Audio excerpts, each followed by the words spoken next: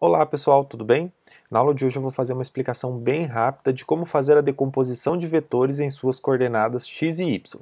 Muitas vezes, quando vamos trabalhar com grandezas vetoriais, elas não estão apenas na direção x ou apenas na direção y, elas estão de maneira oblíqua.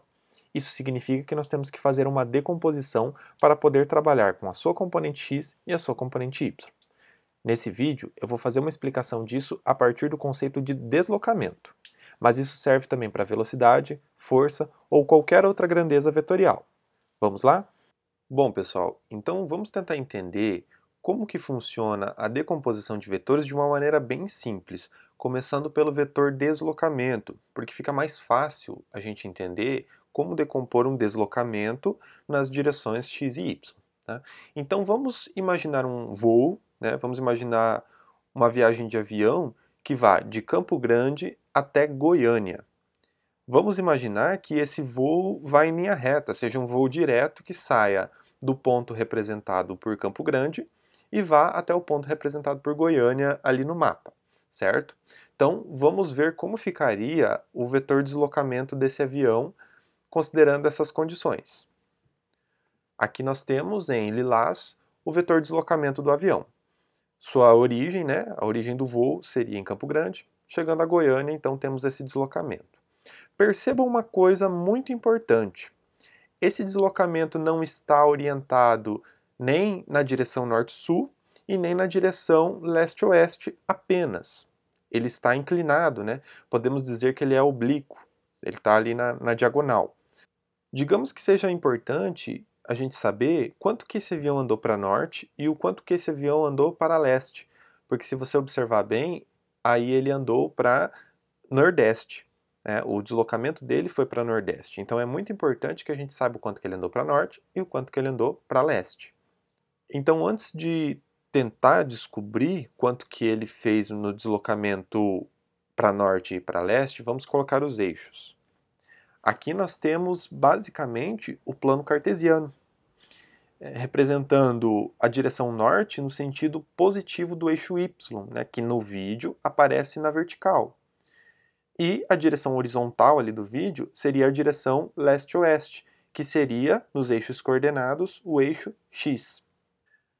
Podemos observar que nós podemos, por meio daquelas linhas alaranjadas, pontilhadas, projetar o deslocamento d no eixo x e no eixo y, tendo uma noção do quanto que esse avião se deslocou para leste e do quanto que esse avião se deslocou para norte.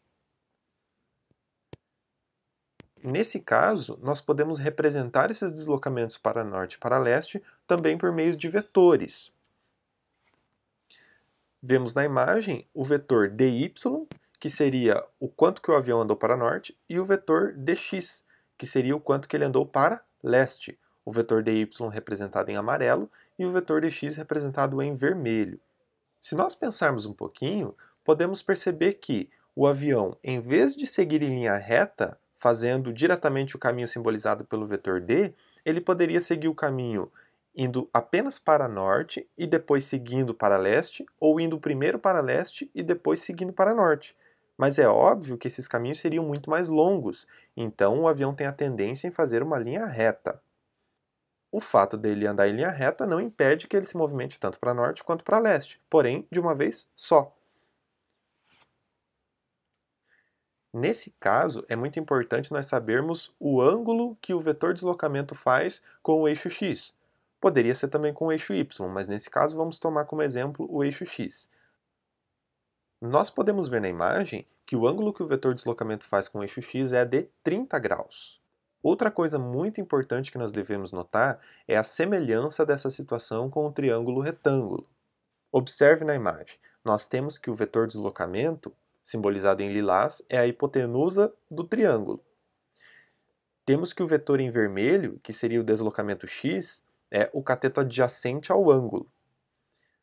E o vetor em amarelo, que é o deslocamento para norte, ou seja, o deslocamento y, é o cateto oposto.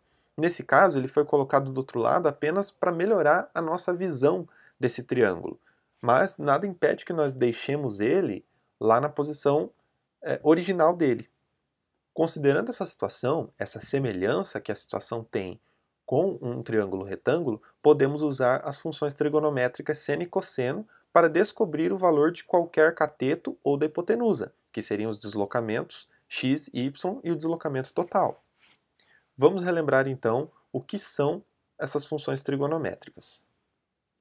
Bom, precisamos relembrar então o que significa a função seno e cosseno a partir dos elementos do triângulo retângulo. Primeiramente, vamos relembrar o que significa o seno. O seno de um ângulo é a razão entre o cateto oposto e a hipotenusa do triângulo retângulo. Então temos que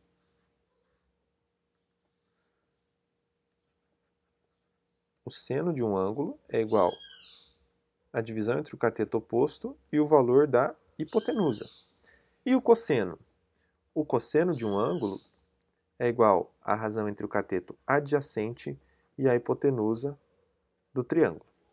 Podemos observar que nessa situação, a hipotenusa é representada pelo vetor deslocamento, que tem um módulo de 700 km. O cateto oposto é o deslocamento y, que queremos descobrir. E o cateto adjacente é o deslocamento x, que também é um valor que ainda não temos. Podemos substituir essas relações na equação e ver como fica. Desse modo, temos que o seno do ângulo é igual ao deslocamento y dividido pelo deslocamento total, assim como o cosseno do ângulo é igual ao deslocamento x dividido pelo deslocamento total. Se nós reorganizarmos as equações, poderemos ter claramente a maneira de calcular o deslocamento x e o y, que é a decomposição do vetor nos eixos x e y. Se nós passarmos o módulo do vetor deslocamento multiplicando para o outro lado da equação, deixaremos o deslocamento y isolado. Vamos fazer isso. Temos que o deslocamento multiplicado pelo seno do ângulo, que nesse caso é 30 graus, vamos substituir depois, é igual ao deslocamento y. Assim como, se passarmos o deslocamento multiplicando do outro lado da equação, no caso do cosseno, também teremos isolado o deslocamento x. Ou seja, o deslocamento vezes o cosseno do ângulo é igual ao deslocamento x. Assim, vemos que temos duas equações que nos mostram exatamente o valor do deslocamento y e também do deslocamento x. Vamos reorganizar. Vamos fazer o cálculo primeiramente para o eixo y, então vamos reescrever a equação. Temos que o deslocamento y é igual ao deslocamento vezes o seno do ângulo. Já sabemos que o ângulo é de 30 graus, ou seja, o deslocamento y vai ser igual ao deslocamento, que vale 700 km, multiplicado pelo valor do seno de 30 graus. Podemos ver na calculadora que o seno de 30 graus é igual a 0,5, ou seja, 700 vezes 0,5. Sabemos que 700 multiplicado por 0,5 será 350 km. Ou seja, sabemos que o valor do deslocamento y é igual a 350 km, nesse caso, para norte. Agora vamos fazer a decomposição no eixo x, para descobrir o valor do deslocamento para leste. Vamos reescrever a equação para o eixo x. Temos que o deslocamento em x é igual ao valor do deslocamento multiplicado pelo cosseno do ângulo. Sabemos que o cosseno de 30 graus é aproximadamente 0,87, então teremos deslocamento x é igual ao valor do deslocamento, que é 700 km, multiplicado por 0,87. Fazendo essa multiplicação, teremos o valor de 609 km. Ou seja, o valor do deslocamento para leste, que é o deslocamento x, é de 609 km.